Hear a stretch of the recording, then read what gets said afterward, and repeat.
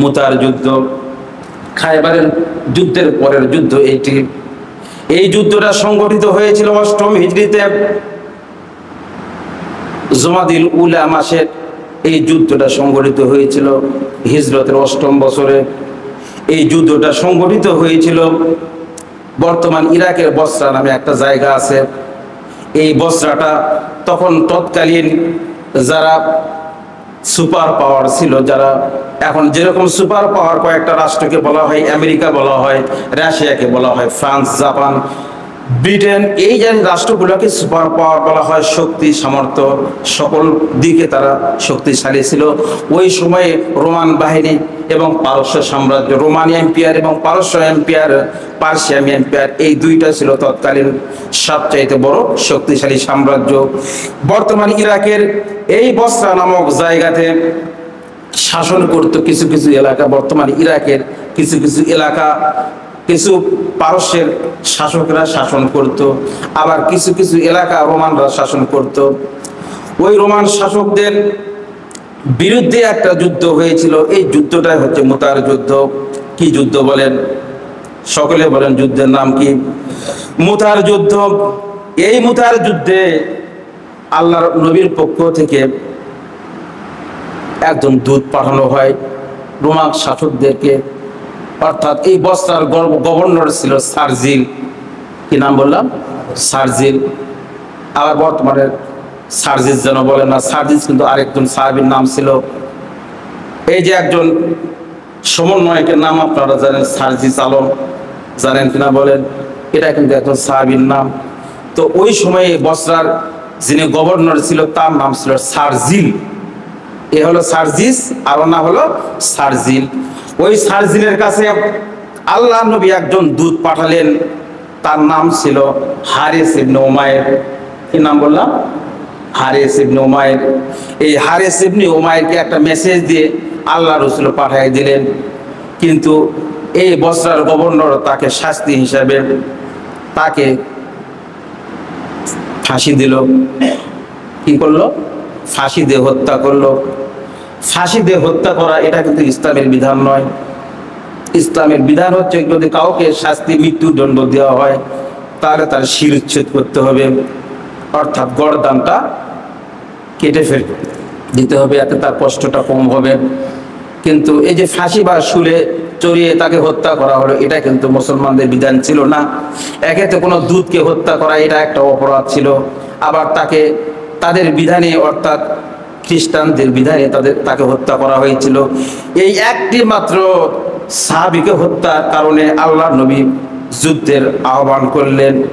এইটাকে মোকাবেলা করার জন্য, এই যে অপরাধটা তারা করলো, এই অপরাধের শাস্তি দেওয়ার জন্য আল্লাহ নবী একটা যুদ্ধের ঘোষণা দিলেন। সেই যুদ্ধের মধ্যে সাহাবীদেরকে তৈরি করলেন। মুজাহিদ সৈন্য সংখ্যা ছিল ৩০০০। কতজন বলেন? ৩০০০। অপরপক্ষে রোমানদের সৈন্য সংখ্যা ছিল, কার্যকর সৈন্য সংখ্যা অর্থাৎ অ্যাক্টিভ সৈন্য ছিল ১ লক্ষ, আর রিজার্ভ ফোর্স ছিল আরো ১ লক্ষ। তাহলে কতগুলা হলো? ২ লক্ষ। এই রোমান সৈন্যদের বিরুদ্ধে যুদ্ধ করেছিলেন সবচাইতে ভয়াবহ, মুসলিমদের ইতিহাসে সবচাইতে ভয়ঙ্কর যে যুদ্ধটা হয়েছিল সেটা হচ্ছে মুতার যুদ্ধ। আল্লাহর নবী এই ২ লক্ষ সৈন্যের বিরুদ্ধে মাত্র ৩০০০ সৈন্যকে তৈরি করলেন। মদিনা থেকে উত্তর দিকে সানিয়াতুল বিদা নামে একটা প্রান্ত রয়েছে, ওইখানে তিনি যুদ্ধের ঘোষণা দিলেন। যুদ্ধের জন্য সাহাবীদেরকে তৈরি থাকতে বললেন। ওই সময় আল্লাহ নবী অসুস্থ হয়ে গেলেন, যুদ্ধে যাওয়া তার জন্য সম্ভব হলো না। তিনি মদিনায় ফিরে আসলেন, কিন্তু যুদ্ধের জন্য তিনি কমান্ডার নিযুক্ত করে দিলেন। ওই সময়ে আল্লাহ নবী বললেন, আমার পালক পুত্র যায়েদ কোথায়? যায়েদ দাঁড়িয়ে গেলেন, ইয়া রাসূলুল্লাহ, লাব্বাইক ইয়া রাসূলুল্লাহ, আমি হাজির আছি, বলুন ইয়া রাসূলুল্লাহ কি আদেশ রয়েছে? বলল, মুতার প্রান্তরে যুদ্ধ হবে, সেনাপতি তোমাকে থাকতে হবে ১ নাম্বার। এরপরে ২ নম্বরে জাফর ইবনে আবি তালহা, আমার চাচাতো ভাই, কই তুমি? জাফর দাঁড়িয়ে গেলেন, লাব্বাইক ইয়া রাসূলুল্লাহ। বললেন, তুমি তৈরি থাকো, ২ নম্বর কমান্ডার ইন চিফ তুমি। এরপরে বললেন, আব্দুল্লাহ ইবনে রাওয়াহা, আমার সাহাবী কই? সাহাবীদের মধ্য থেকে জবাব এসে গেল, ইয়া রাসূলুল্লাহ লাব্বাইক ইয়া হাবিবাল্লাহ, আমি উপস্থিত আছি, কি করতে হবে?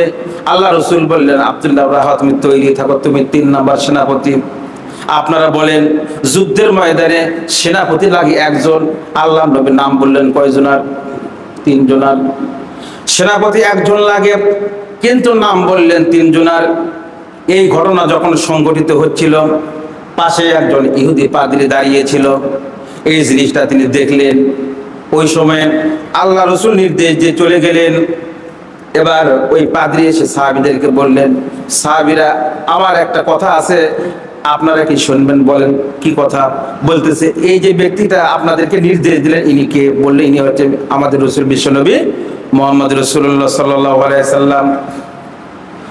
এবার ওই ইহুদি পাদ্রী বলতেছে, যদি ইনি সত্যি নবী হয়ে থাকে, তাহলে এই যে পরপর 3 জনের নাম বললেন, আমি ইহুদি ধর্মের পণ্ডিত, আমি ইহুদি কিতাব পড়া রয়েছে, তাওরাত কিতাব আমি পড়েছি।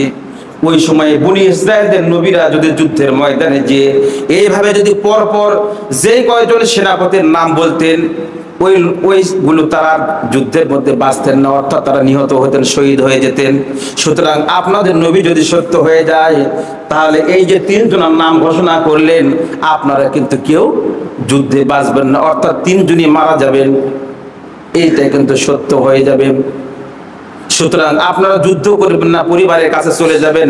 এখনো মদিনাতে আছেন, বসরাতে এখনো পৌঁছান নাই, কোনটা সিদ্ধান্ত নেবেন ভেবে দেখেন। সাহাবীরা চিন্তা করলো, আল্লাহ রাসূলের হুকুম মানা আমাদের জন্য ফরজ, আর যুদ্ধে যদি শহীদ হই এটা তো আমাদের পরম পাওয়া। একজন মুমিন তো ইসলামের জন্য যুদ্ধ করে যদি শহীদ হয়ে যায়, এটা তো তার প্রাপ্য। কারণ আল্লাহ রাসূল বলেছেন, যারা যুদ্ধ করে ইসলামের জন্য যারা শহীদ হয়ে যায়, তাদেরকে দুনিয়াটা এই পার আর একটা ব্রিজের মতো, যুদ্ধটা জিহাদটা একটা ব্রিজের মতো, একটা সেতুর মতো, এই পারে দুনিয়া আর ওই পারে আল্লাহর জান্নাত। বলুন সুবহানাল্লাহ। সুতরাং আমরা কখনো বাড়ি ফিরে যাব না, যুদ্ধ থেকে পলায়ন করব না, বরং প্রয়োজনে আমরা শহীদ হয়ে যাব, নিশ্চিত জেনেও আমরা যুদ্ধে চলে যাব। এবার 3 জন কমান্ডার তারা দেখলেন আমরা তো নিশ্চিত শহীদ হয়ে যাব, কারণ 3 জনের নামই রাসূল ঘোষণা করেছেন। এবার হযরতে যায়েদ ইবনে হারেসা আল্লাহ রাসূলের কাছে গিয়ে বললেন, ইয়া রাসূলুল্লাহ, ইয়া হাবিবাল্লাহ, আমরা যুদ্ধে চলে যাব, আমি নিশ্চিত আমি শহীদ হয়ে যাব, কারণ আমার পরে আরেকজন সেনাপতির নাম ঘোষণা করেছেন। আমার বিদায়ের কোনো প্রয়োজন নেই, কারণ আপনাকে তো আমি জন্মের পর থেকে বাবা ডেকেছি। ইয়া রাসূলুল্লাহ, ইয়া হাবিবাল্লাহ, এই যায়েদ এমন একজন সাহাবী। এই যায়েদ যখন তায়েফের ময়দানে রাসূল গিয়েছিলেন, ওই সময় কোনো মানুষ, কোনো সাহাবীকে তিনি পান নাই, একমাত্র যায়েদ ইবনে হারেসা কিন্তু রাসূলের সাথে ছিলেন, রক্তাক্ত হয়েছিলেন। রাসূলের 12টা জায়গায় রাসূল বেহুশ হয়ে পড়েছিলেন, ওই জায়গাগুলো রাসূলকে তিনি সেবা করেছিলেন। যায়েদ ইবনে হারেসা বলতেছেন, ইয়া রাসূলুল্লাহ, ইয়া হাবিবাল্লাহ, আমার তো অনুমতির কোনো প্রয়োজন নাই, কার কাছে যাব? আপনি তো আমার বাবা, আর আপনি তো আমাকে নির্দেশ দিয়েছেন। আর আমার মা উম্মুল মুমিনিন হযরত আয়েশা সিদ্দিকা ঘরের মধ্য থেকে আমার এই কথাটা শুনেছেন, তার কাছে অনুমতি হয়ে গেছে। ইয়া রাসূলুল্লাহ, আমি চলে গেলাম। এরপরে 2 নম্বরে জাফর ইবনে আবি তালহা, জাফর ইবনে আবি তালেব পরিবারের কাছে গেলেন। পরিবারের কাছে গিয়ে বলতেছে, স্ত্রী, আল্লাহ রাসূল আমাকে যুদ্ধের নির্দেশ দিয়েছেন এবং যুদ্ধের ময়দানে আমাকে সেনাপতি নিযুক্ত করেছেন, আমাকে বিদায় দাও। যদি বেঁচে ফিরি দেখা হবে, আর যদি মারা যায় শহীদ হয়ে আল্লাহর জান্নাতে দেখা হয়ে যাবে। এবার স্ত্রী বলতেছেন, প্রাণের স্বামী, আপনি একটু ঘরের মধ্যে আসুন, আপনাকে আমি শেষবার দেখে নেই, জানি না আবার তোমার সাথে দেখা হবে কিনা। এবার জাফর ইবনে আবি তালেব বলতেছেন, প্রাণের স্ত্রী, আমাকে ঘরের মধ্যে নিও না, ঘরের মধ্যে গিয়ে যদি তোমার প্রতি আমার ভালোবাসা, প্রেম জন্ম নিয়ে নেয়, আমার মধ্যে দুর্বলতা আসতে পারে, যুদ্ধের ময়দানে নাও যেতে পারি। এবার স্ত্রী বলতেছেন, আমি দোয়া করি তুমি যুদ্ধের ময়দান থেকে ফিরে আসো, তারপরে তোমার সাথে আমার দেখা হবে। এইবার জাফর ইবনে আবি তালেব তার স্ত্রীকে তরবারির উল্টা পিঠ দিয়ে একটু মৃদু আঘাত করে বললেন, ওগো প্রাণের স্ত্রী, খবরদার খবরদার উল্টা দোয়া করো না, তোমার দোয়া কোনো কাজে আসবে না। কারণ আল্লাহ রসুল আমার সামনে একজন আর আমার আগেও একজনের নাম প্রস্তাব করেছেন, আমার পরেও একজন নাম প্রস্তাব করেছেন, অর্থাৎ এই যুদ্ধে আমি নিশ্চিত শহীদ হয়ে যাব, আমার বেঁচে থাকার কোনো সুযোগ নেই। দেখা হবে, বিদায় দিয়ে দাও, জান্নাতের সিঁড়িতে দেখা হয়ে যাবে। বলুন সুবহানাল্লাহ। ভাইয়েরা আমার, জাফর ইবনে আবি তালেব পরিবারের কাছ থেকে বিদায় নিয়ে চলে যাচ্ছেন। পিছনে স্ত্রী কাঁদতেছে, ছেলে মেয়েরা আব্বা আব্বা করে ডাকতেছে। জাফর ইবনে আবি তালেব একবারও পিছনের দিকে তাকালেন না। কে স্ত্রী, কে সন্তান, কে কন্যা, কে পুত্র, এইগুলো ভাবার সময় নেই। আল্লাহ রসুলের ঘোষণা, যুদ্ধে যেতে হবে। তিনি চলে গেলেন যুদ্ধের ময়দানে। এইবারে 3 নাম্বার সাহাবী আব্দুল্লাহ ইবনে রাওয়াহা, একজন কবি সাহাবী ছিলেন, অত্যন্ত জ্ঞানী মানুষ। ইসলামের জন্য অনেক কবিতা তিনি রচনা করেছেন।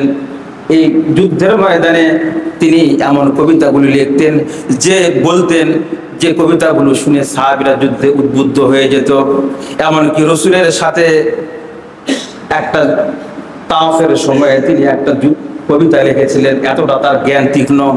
রসুলের সাথে তাওয়াফ করতেছেন, এই তাওয়াফ করতে করতে তিনি একটা কবিতা লিখে ফেলেন। এই জন্য আব্দুল্লাহ ইবনে রাওয়াহাকে রসুলের কবি বলা হয়। এতটা তিনি বিচক্ষণ এবং ইসলামের জন্য তিনি কবিতা লিখেছিলেন। আব্দুল্লাহ ইবনে রাওয়াহা ওই তিনি নব বিবাহিত, নতুন তিনি বিয়ে করেছেন, এখনো বাসর হয় নাই। আজকে রাতে বাসর। বাড়িতে গেলেন, নববধূ বাড়ির মধ্যে কোরআন তেলাওয়াত করতেছে। কি তেলাওয়াত করতেছে বলেন? সূরাতুল মারিয়াম তেলাওয়াত করতেছে। আপনারা বলেন, আমাদের ছেলে মেয়েদেরকে বিয়ে দেওয়ার পরে আমাদের পুত্রবধূ তারা কি কোরআন তেলাওয়াত করে? বলেন, করে না। এই জন্য স্বামী স্ত্রীর মধ্যে কলহ হয়, বিবাদ হয়।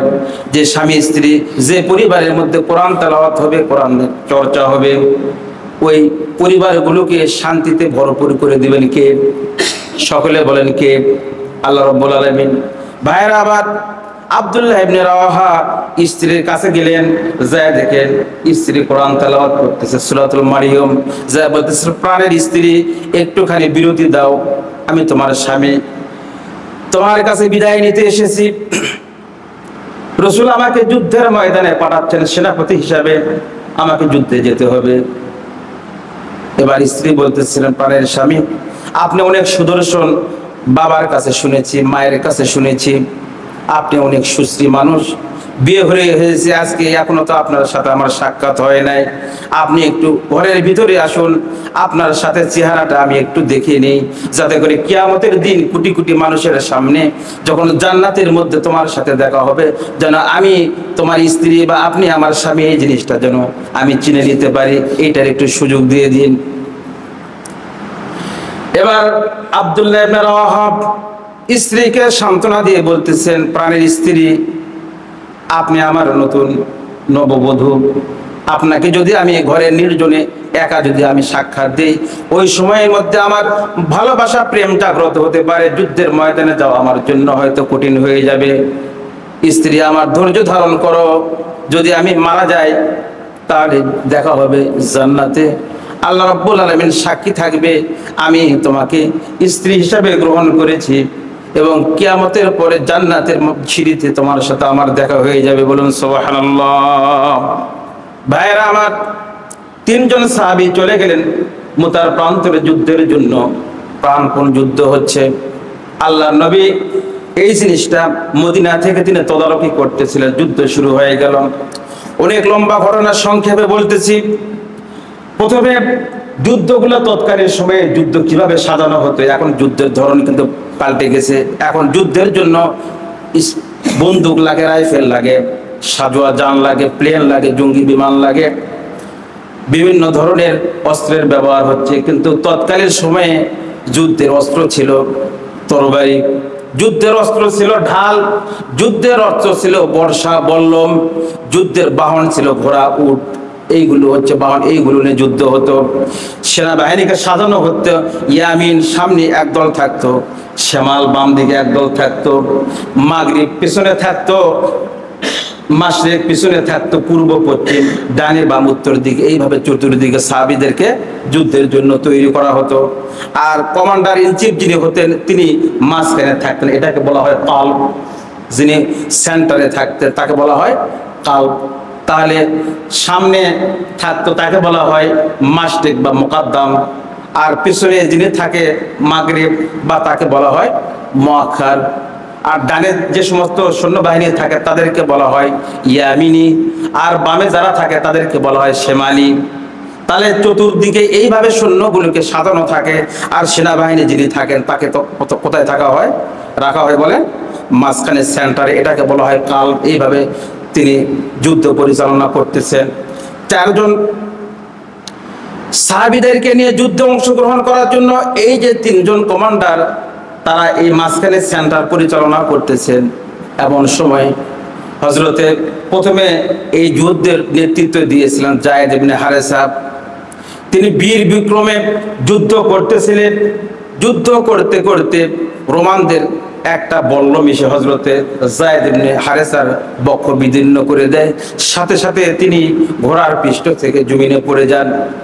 এইবারেও এই পড়া অবস্থায় তিনি আল্লাহ রসুলের এই যে তিনি নির্দেশ, কালামার পতাকা ঝান্ডাটাকে তিনি জমিনে নামতে দিলেন না, ফেলে দেন নাই। ওই আহত অবস্থায় ক্ষত বিক্ষত শরীর নিয়ে তিনি এই ঝান্ডাটা হযরতে জাফর ইবনে আবি তালেবের হাতে তিনি উঠাই দিলেন। একটু পরেই হযরতে যায়েদ ইবনে হারেসা দুনিয়া থেকে বিদায় নিয়ে চলে গেলেন, শহীদ হয়ে গেলেন। এইবার জাফর ইবনে আবি তালহা এই যুদ্ধের ময়দানে তিনি আল্লাহর রসুলের কালামার পতাকাটা তিনি উড্ডীন করলেন। যুদ্ধ করতে করতে বীর বিক্রমে যুদ্ধ করতেছেন। তিনি কয়েকশো কাফের সৈন্যকে তিনি নিহত করলেন।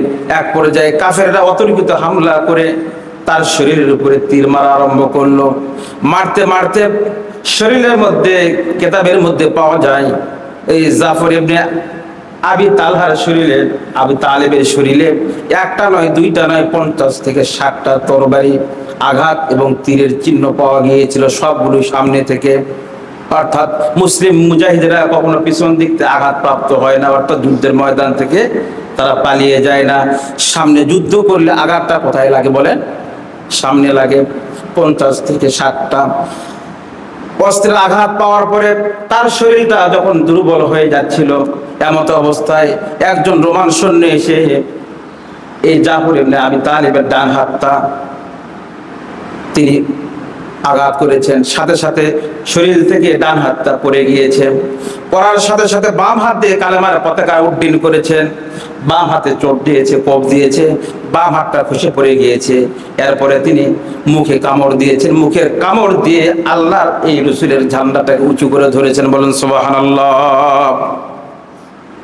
সাথে সাথে সাহাবীরা তাকে ঘিরে ধরেছে। ওই সময়ে কিরকম করুণ পরিস্থিতি, ডান হাত নেই, বাম হাত নেই। আল্লাহ রসুল কেতাবের মধ্যে পাওয়া যায় আল্লাহ রসুল মদিনা থেকে এই ঘটনাটা তিনি পর্যবেক্ষণ করতেছিলেন। ঠিক যেই সময়ে জাফর ইবনে আবি তালেবের আপন চাচাতো ভাইয়ের শরীর থেকে হাতটা আলাদা হয়ে গিয়েছে। আল্লাহ রসুল বললেন, এই মাত্র জাফর ইবনে আবি তালহার একটা হাত কাফেররা শহীদ করে দিয়েছে। এরপরে বাম হাতটা শহীদ হয়ে গেল। আল্লাহ রসুল বলতেছেন, এই মুহূর্তে শরীর থেকে আলাদা হয়ে জমিনে পড়ে গিয়েছে। মুখ দ্বারা কামড়ে ধরে কালেমার পতাকা তিনি উড্ডীন করে রেখেছেন। আল্লাহ রসুল কাঁদবেন, কাঁদো কাঁদো তার ভাব আসতেছে। এমত অবস্থায় তার শরীরে হাস্যোজ্জ্বল বদন দেখা গেল। সাহাবীরা জিজ্ঞেস করলেন, ইয়া রাসূলুল্লাহ, ইয়া হাবিবাল্লাহ, আপনি এই মুহূর্তে জাফর ইবনে আবি তালেবের ঘটনা বলতে গিয়ে আপনি কেঁদে ফেলালেন, কিন্তু এখন আপনি হাসতেছেন কেন?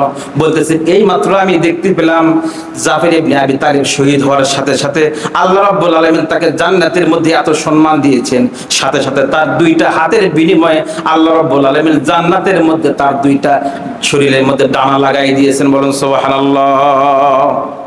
ভাইরা আমার, দেখেন আল্লাহ রসুল শত শত মাইল দূরে ছিলেন, বসরা প্রান্তর থেকে, মুতার প্রান্তর থেকে, কিন্তু আল্লাহ রসুল বলা পারতেছিলেন কিভাবে যুদ্ধ হচ্ছে, কে শহীদ হচ্ছে, কখন শহীদ হচ্ছে, কার শরীরে আঘাত লাগতেছে। আল্লাহ রসুল সেইগুলো বলে দিলেন। যুদ্ধে শহীদ হয়ে গেল কয়জন? 2 জন। থাকলো কয়জন? 1 জন। এবার আব্দুল্লাহ ইবনে রাওয়াহা কালেমার পতাকাটা উঁচু করে ধরলেন। কালেমার পতাকাটা উঁচু করে ধরে যুদ্ধ করতে লাগলেন। এবার যুদ্ধ করতে করতে কাফেরদের আঘাতপ্রাপ্ত হয়ে তিনি জর্জরিত হয়ে গেলেন। একজন সাহাবী এসে তার শরীরটা দুর্বল মনে হচ্ছিল, এই জন্য তিনি একটা গোস্তের একটা টুকরা এনে তাকে দিলেন খাওয়ার জন্য। তিনি এই গোস্তের টুকরাটা হাত থেকে জমিনে ফালাই দিলেন। যদি আমি গোস্ত খেতে যাই, দেরি হয়ে যায়, যুদ্ধের মধ্যে যদি কোনো ক্ষতি হয়ে যায়, সাহাবীদের যদি কোনো অতর্কিত হামলা হয়ে যায়, এই জন্য আমি দায়ী থাকবো। আমার ক্ষুধার প্রয়োজন নেই, ক্ষুধা নিবারণের দরকার নেই, মাংস খাওয়ার দরকার নেই। আল্লাহ রসুলকে খুশি করতে হবে, আল্লাহ রসুলের নির্দেশ পালন করতে হবে। এইভাবে হযরত আব্দুল্লাহ ইবনে রাওয়াহা কালেমার পতাকা উঁচু করে ধরে কাফেরদের সাথে যুদ্ধ করতে করতে শহীদ হয়ে গেলেন। বলুন সুবহানাল্লাহ। এরপরে তিনজন সেনাপতি শহীদ হয়ে গেল। এরপরে কি সেনাপতি হবে এই জিনিসটা রাসূল বলে নাই, শুধু বলেছিলেন যদি তিনজনই শহীদ হয়ে যায়, চতুর্থ জন সাহাবী মধ্যে থেকে তোমরা একজনকে সেনাপতি বানায় নিবে। ওই সময়ে যাকে সেনাপতি বানা হলো তিনি আর কেউ নয়, তিনি হচ্ছেন সাইফুল্লাহ। খালিদ ইবনে ওলীদ প্রথম যুদ্ধ, এটা মুসলমানদের পক্ষে যুদ্ধ করেছিলেন। এই প্রথম যুদ্ধে মুসলমানদের পক্ষে যুদ্ধ করার সময় হযরতে খালিদ ইবনে ওলীদের হাতে আব্দুল্লাহ ইবনে রাওয়াহা তরবারিটা, তার পতাকাটা তুলে দিয়ে অস্ত্রটা সমাপন করে দুনিয়া থেকে বিদায় নিয়ে চলে গেলেন।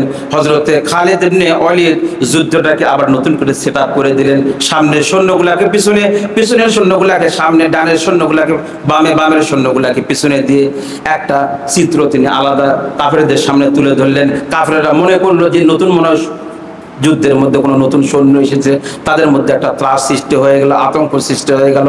সাথে সাথে তারা যুদ্ধের ময়দানে ছত্রভঙ্গ হয়ে গেল।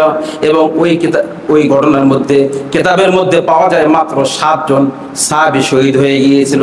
3000 সৈন্যের মধ্যে 7 জন সাহাবী শহীদ হয়ে গিয়েছিল।